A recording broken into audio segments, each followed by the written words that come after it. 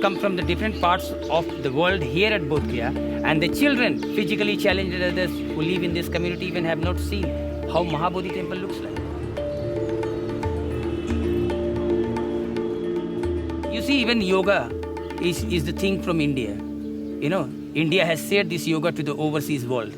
And the yoga professionals, even they don't want to come to the villages.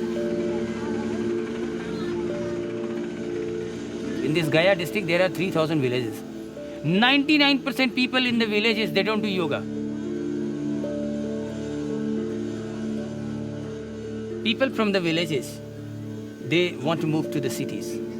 They get education, but they don't want to go back to village. So every time for very small thing, we have to send the children to the city.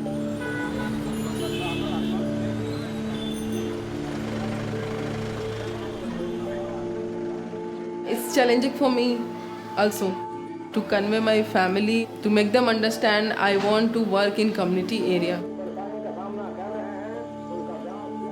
If I have two hands and one person has no hand, so I can give my hand to come. But if I will stand like this, we are just sitting in our home and we are talking about change. Change will not happen.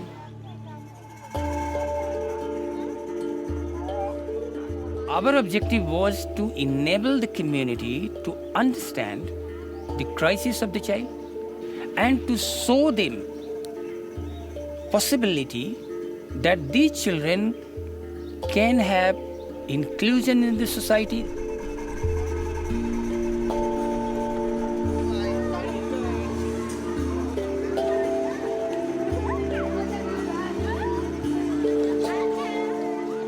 They are always asking why you are doing this thing, why my child is not writing or reading. In village area, they just know education means read and write. They should become a teacher, become a doctor. If we are teaching them like dancing or daily life skills, they are not believing.